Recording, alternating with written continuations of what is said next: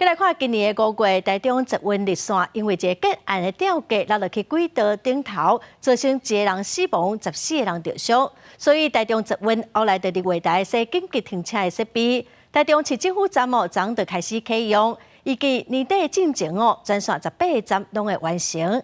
台中捷运嘛强调讲，民众乌白乱骑，嘛有处罚。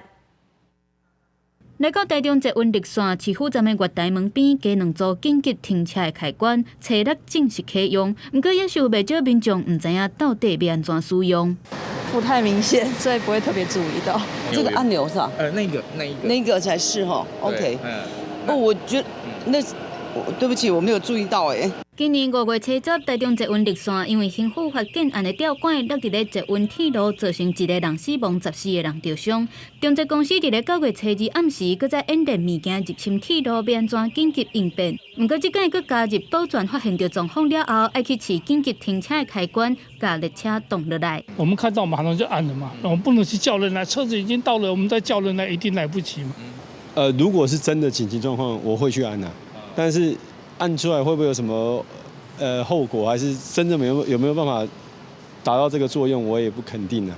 中捷公司表示，紧急停车的开关试落去了后，就会予月台关门的线路断去，列车就无法度进站，也是出发。